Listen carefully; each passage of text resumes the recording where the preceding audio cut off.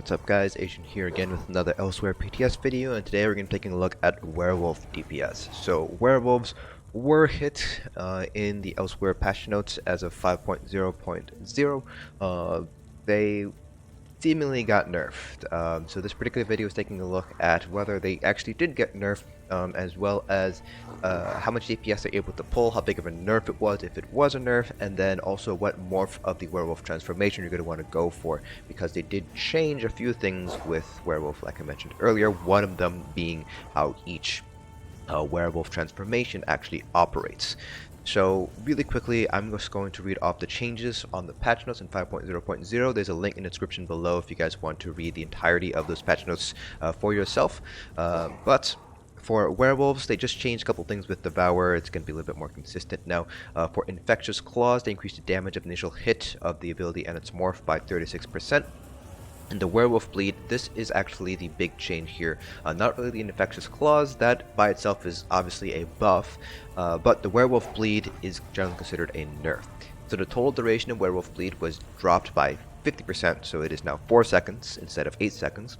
They added a 1 second delay between the initial hit and the first tick.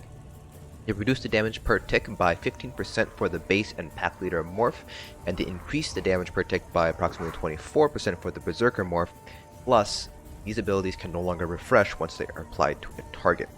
So this, generally speaking, is definitely a nerf. So one, the duration is going to be shorter. It's a 1 second delay between the initial tick hit and the first tick, which means you will be losing 1 tick. At least that's how I'm reading it right here. They also decreased the damage per tick for the base and the pack leader morph, although they did increase it for the Berserker morph.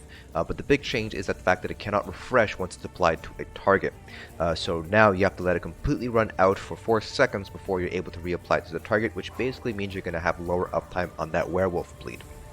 So what this means is Werewolf DPS might have gone down even though Infectious Claws was buffed. The other thing too now is because the damage per tick for the bleed was decreased under the Pack Leader morph, which was the morph that most Werewolf DPSs used, but increased for the Berserker morph might end up being better. At least that's kind of the theory behind it. So we're going to basically take a look at this. So I did a few parses here just to kind of see where Werewolf DPS stands and whether or not there's been any sort of major changes. So here are the Werewolf parses, so we're just going to go straight into the numbers here.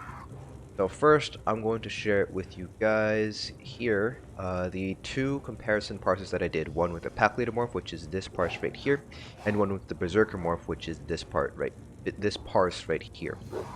So you can see that the Berserker bleed compared to the light attack bleed here is much weaker, much stronger I should say. So the Pack Leader bleed did about 6376 DPS versus here it did almost twice as much DPS, 13940. However, you also take into consideration the Pack Leader morph has those two additional direwolves which also do their own passive DPS.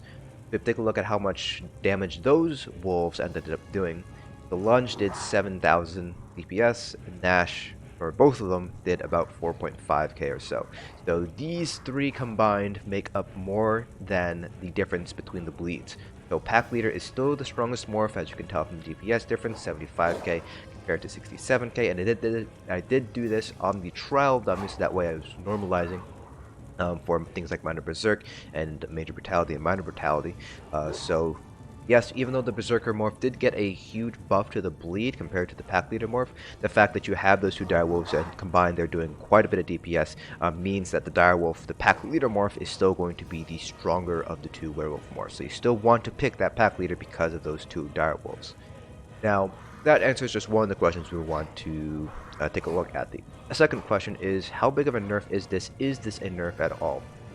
So in order to compare that, I did a few parses on the 6 million dummy with a couple of different CPs. So this is your standard stamina DPS CP. I did stam Sork, so this is your stamina Sork CP.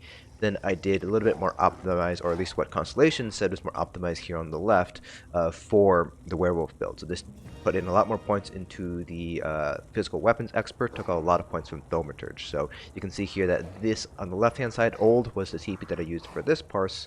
And then on the new, this is the CP that I used for these two parses here. This parse I dropped Howl of Despair, and this parse I added in Howl of Despair instead.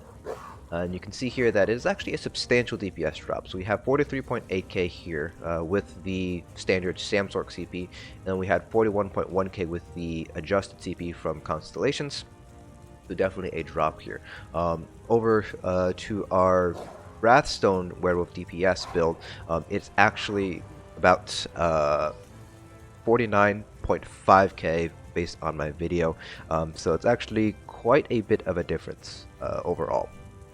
So it looks like Werewolf DPS did drop by a substantial margin here. The CPs are not exactly the same, but it does seem like even with the CP, you're not going to be able to hit the same numbers. I have that parse pulled up on a separate window here. And just taking a look at the difference in DPS, light attacks are not that much different, but the Werewolf Bleed is where it really sort of stands out. The Werewolf Bleed dropped by about half. So on the parse that I'm seeing right now, Werewolf Bleed was about 8417 DPS, compared to here where it pulled 4697 DPS.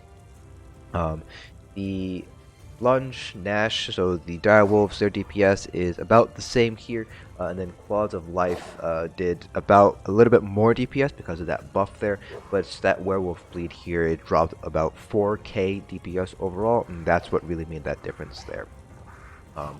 So that Werewolf Bleed nerf hit Werewolf DPS pretty noticeable. You're talking about a 4k 5k drop in DPS on a 6 million dummy parse. Obviously we do not have the trial dummy on live right now, so I can't really compare this, but if you want to compare it to other standard DPS, you can see that Werewolf DPS, while it's still very good, considering that all it is light attacks and 2 active abilities, it's still not going to match up to a full light attack stam DPS build, especially like a Stamsork. Stamsork 2-handed build will definitely pull higher DPS on a 6 million dummy compared to what you're able to pull on the Werewolf here. So that is it. So it does seem like Werewolves, you guys did get hit by the nerf hammer for this particular patch, but it's still very good DPS considering that, again, it's just light attacking and 2 active abilities. So definitely still want to use it if you guys, if you still want to use it, you certainly can. 43.8k DPS solo on a 6 million dummy self buffed is still very respectable, but I would recommend maybe taking a look at other builds, the stamina DPS builds, because they will pull a little bit higher DPS than a werewolf build. But if you want to stick with your werewolf DPS, you can certainly do so. So that's it for this video. Let me know down in the comment section below whether you think you will still continue to use a werewolf DPS. Hope you guys found this video informative, and I'll see you guys in the next dungeon.